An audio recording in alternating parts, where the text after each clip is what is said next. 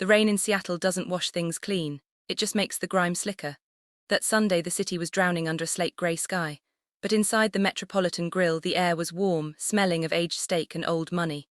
My brother Justin sat at the head of the table, loosening his silk tie like he was unbuttoning the world to take what he wanted.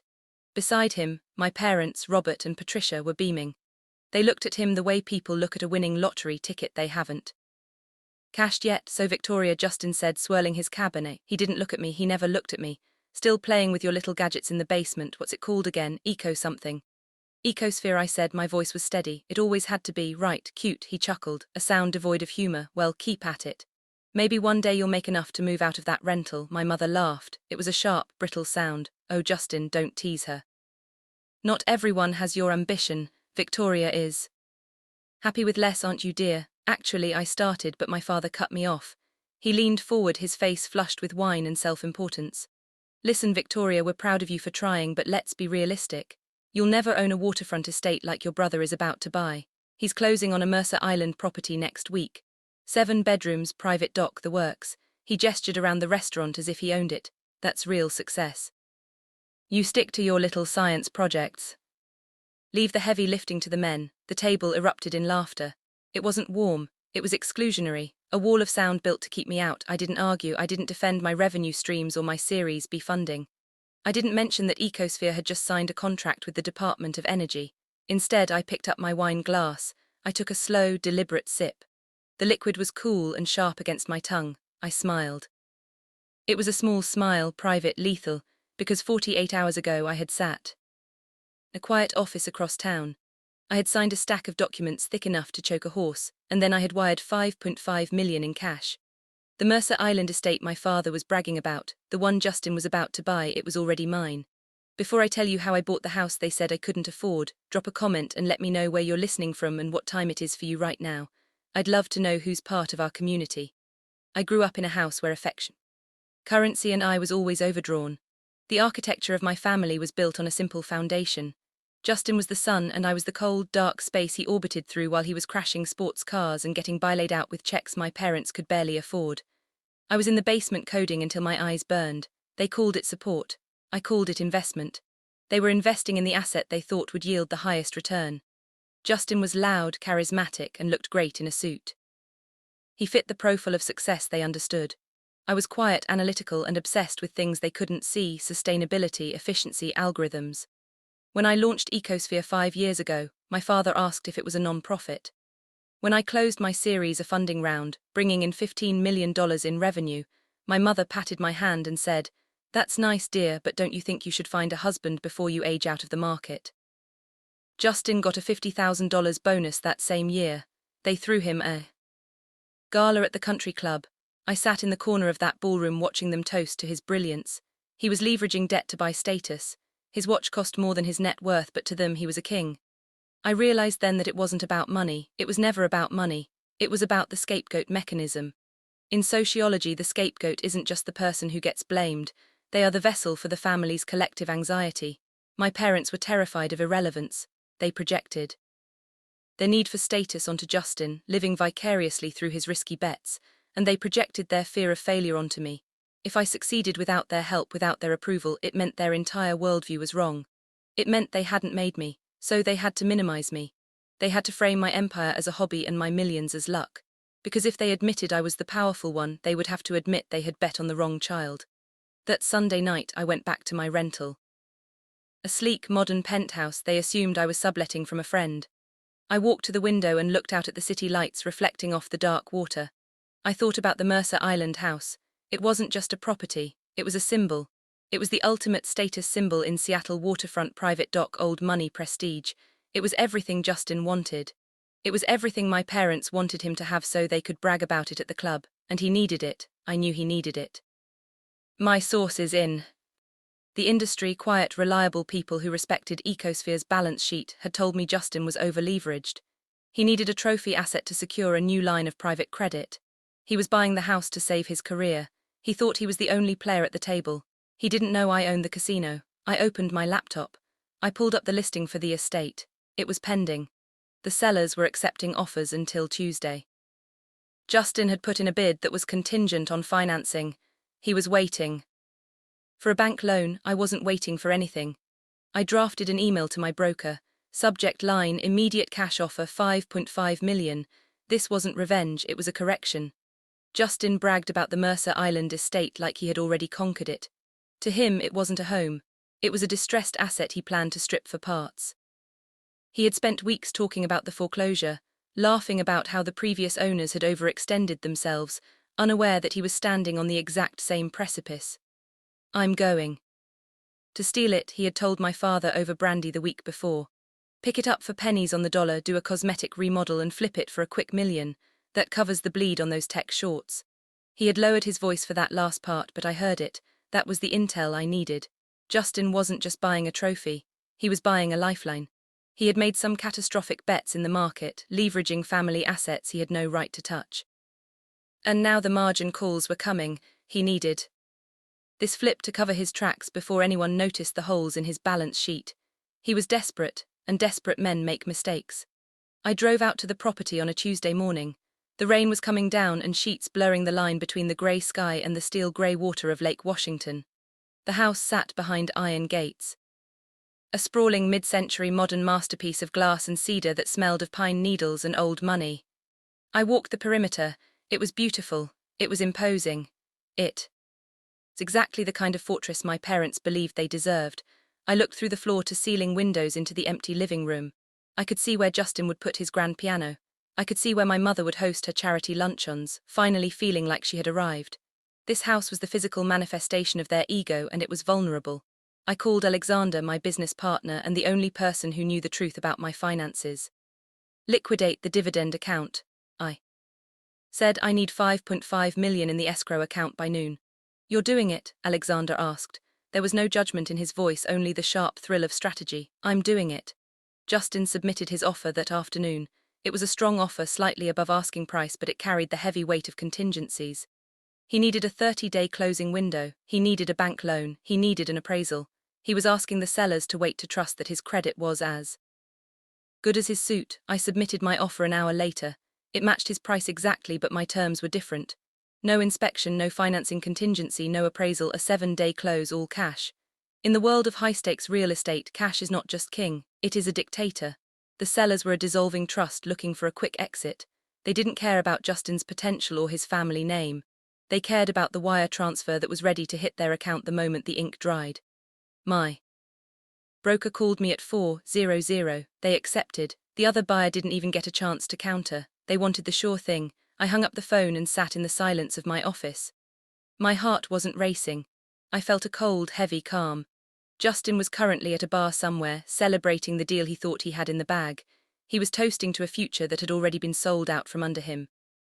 He wouldn't know for days that his loan application was for a property that no longer existed on the market. I had just severed his lifeline, and the best part was he was going to walk right into the trap I was about to set. 2 weeks later, the ink on the deed was dry, but I hadn't moved in. I didn't need to. The house wasn't a residence yet, it was a stage.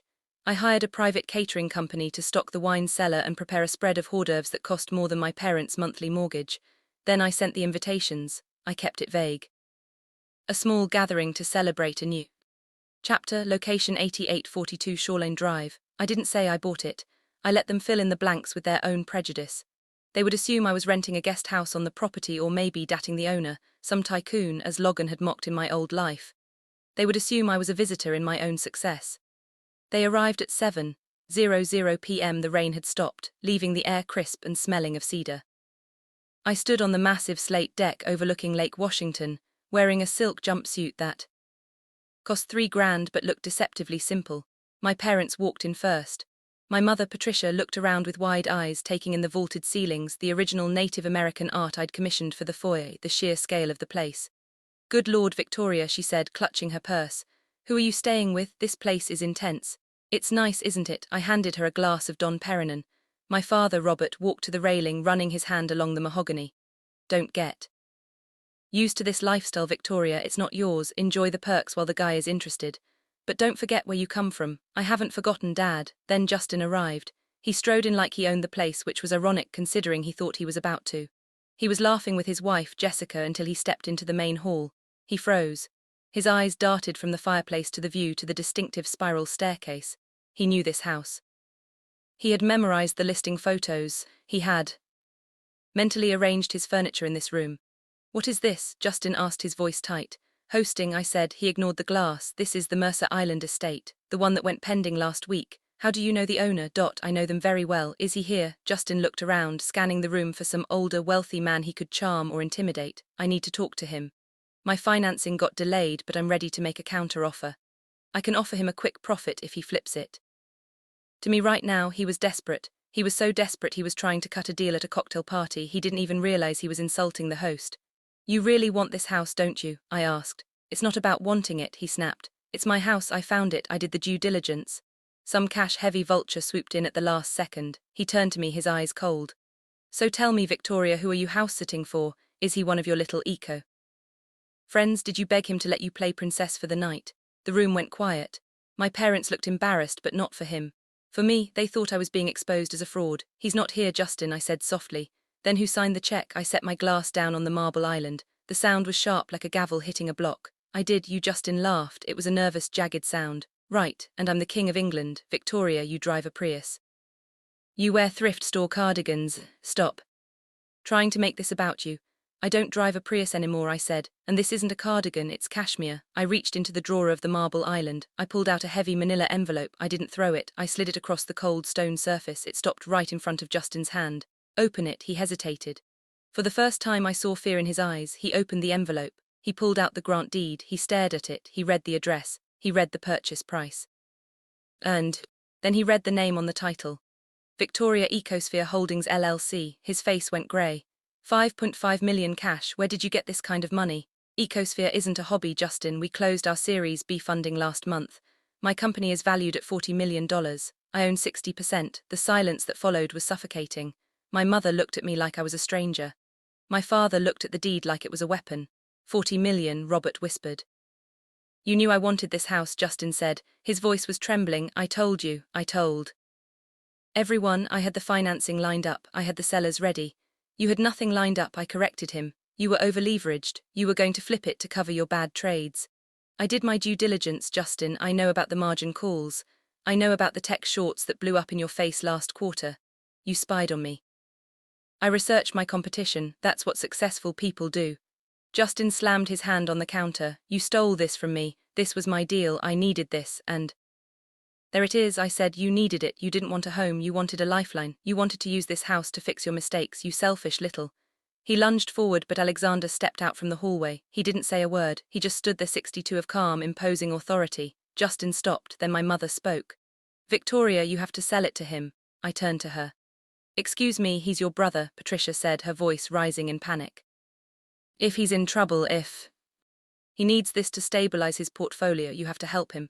Sell it to him at cost. We can work out a payment plan. Family helps family. He just called me selfish for buying my own home, I said. And you want me to give it to him? It's for his image, Victoria, Robert shouted. He's an investment banker. He needs the address. You're a techie. You can live anywhere. You don't need the prestige. He needs this. It was the most honest thing they had ever said. They didn't care about my success. They only cared about maintaining the illusion of his. No, I said. What do you mean no? Justin snarled. I mean no, I'm not selling. I'm not bailing you out. And I'm definitely not giving you my house so you can pretend you earned it. We Uncle L cut you off, my father threatened. If you do this, you are out of this family. I looked around my multi-million-dollar home. I looked at the deed on the counter. I looked at the people who had spent 30 years making me feel small. You can't cut me off, I said softly. I'm the one holding the keys. I pointed to the door. Get out. I ordered my family to leave and they did, but only after threatening to disown me if I didn't come to my senses by Monday. My father called me the next morning, leaving a voicemail where he sounded less angry and more desperate. We can fix this, he said. Just sign the house over to a trust. We'll manage it. Justin will live there until he gets back on his feet. I didn't reply. I knew something they didn't. Justin wasn't just over-leveraged. He was a dead man walking. My sources on Wall Street confirmed it on Wednesday. Justin had been running a private equity fund that was essentially a Ponzi scheme of bad tech bets. He had been using new investor money to pay off old debts, and he had been using our parents' assets as collateral without their full understanding. He needed the Mercer Island flip not just for the profit, but to show his investors a tangible asset. Without it, the house of cards collapsed. On Thursday, the news broke. A headline in the Seattle Times business section: local investment firm under investigation for securities fraud. Justin's phone went dead, his office was raided, and then the margin calls started hitting home literally. My mother called me in tears. The bank is calling about the house, she sobbed. Our house. They say Justin put it up as collateral for a bridge loan. They say if he defaults they take it. I sat in my office at Ecosphere looking at the rain sliding down the glass. He did what? He told us it was just a formality. She wailed. He said he needed a signature to close a big deal. We trusted him, Victoria. He's your brother. He's a fraud, Mom, I said. My voice was calm, but inside I felt a strange, cold sorrow, not for Justin but for the lie they had all lived. I realized then why Justin had crumbled so completely. It wasn't just about money, it was about identity. Philosophers talk about the difference between having and being. Justin's entire self-worth was built on what he had: the car, the watch, the address, the approval. When those things were stripped away, there was no person left underneath. He was a paper tiger. He had no skills, no resilience, no core. I, on the other hand, had spent 10 years building something real. My value wasn't in my bank account. It was in my code, my patents, my ability to solve problems. If I lost all my money tomorrow, I would still be an architect. If Justin lost his money, he ceased to exist. What do? We do, my mother begged. We're going to lose everything. You bet on the wrong horse, I said, and now the race is over. I hung up. The next day, Justin was indicted. The day after that, my parents received a foreclosure notice on their own home. They had nothing left, the illusion was gone, and the only thing standing between them and the street was the daughter they had spent 30 years ignoring. The foreclosure notice came on a Tuesday. By Friday, the reality of eviction had settled in. My parents weren't just losing their home, they were losing their standing. The country club membership was gone, the charity galas were over. They were facing the kind of public humiliation they had spent their lives avoiding. They showed up at my gate at 9:00 a.m. on a Saturday. It was raining again, a relentless Seattle drizzle that soaked through their coats. I watched them on the security monitor. My father looked smaller, his shoulders hunched. My mother was shivering. Justin was with them, but he stood back staring at the ground, defeated. They rang the buzzer once, twice. I let them wait for 5 minutes, then I walked out onto the balcony. I was wearing a silk robe holding a cup of hot coffee. I looked down at them from 20 ft above. The symbolism wasn't accidental. Victoria, my mother called out when she saw me. Her voice was thin and desperate. Please let us in. It's freezing. State your business, I said. My voice carried easily in the quiet morning air. Don't do this, my father said. We're family, we're losing the house, we have nowhere to go. Justin, he's in serious trouble. He needs a lawyer, a good one, and we need help. Patricia sobbed. We need money, you have so much, you can save us. Please, Victoria, just this once, be the bigger person. I looked at them. I looked at the people who had mocked my dreams, minimized my achievements, and tried to steal my property. I looked at Justin, the golden child who had turned out to be fool's gold. I realized then that I didn't hate them. Hate requires energy. It requires caring. What I felt was pity. They were small, broken people who had built their lives on a foundation of sand, and now the tide had come in. You're right, I said. I could save you. I could write a check right now that would clear your debts and hire the best defense attorney in the state. Hope flared in their eyes, but I won't. The silence stretched heavy and final. You bet on the wrong child, I said. My voice was cold, precise, devoid of anger. You invested everything in an image and you ignored the reality. You treated me like a ghost for 30 years. Well, ghosts don't write checks. Victoria, my mother screamed, you can't leave us like this. I'm not leaving you, I said. I'm releasing you. You wanted me to be invisible. Fine, I'm invisible. You're on your own. I pressed the button on the intercom. Security, I said, remove these people from my property. They are trespassing. I turned my back on them. I walked back inside, sliding the glass door shut, cutting off their pleas. The sound of the rain was replaced by the quiet hum of my own sovereign space. The silence in my house that morning was different. It wasn't the lonely silence of the invisible daughter. It was the rich, full silence of ownership. I poured a cup of coffee and walked through the rooms of my home. The light was hitting the water just right, turning the grey surface into hammered silver. I thought about the Sunday dinners. I thought about the years of shrinking myself to fit into the small space they had allotted for me. I thought about Justin's loud, fragile ego and my parents' desperate need for status. I had spent my whole life trying to earn a seat at their table. I had worked harder, smarter, and longer than anyone else, hoping that if I just achieved enough they would finally see me. But they never did, they couldn't. Their vision was clouded by their own insecurities, and now they were gone. I walked into my home office. It was a beautiful space with built-in bookshelves and a desk made of reclaimed walnut. I sat down and opened my laptop. Ecosphere had just secured a new partnership in Europe. We were expanding. I looked at the empty chair across from me. Alexander would be here soon. We had a meeting to prepare for, and then we were going to cook dinner in my kitchen. A kitchen paid for with my money, my work, my mind. I didn't feel guilty. That was the most surprising part. I had expected to feel a pang of remorse for turning them away, for letting them face the consequences of their own greed, but all I felt was relief. It wasn't cruelty to cut them off, it was self-preservation. It was an act of love for the person I had fought so hard to become. I realized that by saying no to them, I was finally saying yes to myself. I didn't lose a family that day, I lost a burden, I gained a life. My phone buzzed, it was a text from Alexander. ETA 10 minutes bringing bagels. I smiled. I looked out at the water one last time, then turned back to my work. I had an empire to build, and this time I wasn't doing it in the shadows. I was doing it in the light, in a house that was entirely undeniably mine. If you've ever had to build your own table because they wouldn't give you a seat at theirs, share this story. You are not alone. Hit that subscribe button and let's keep building together.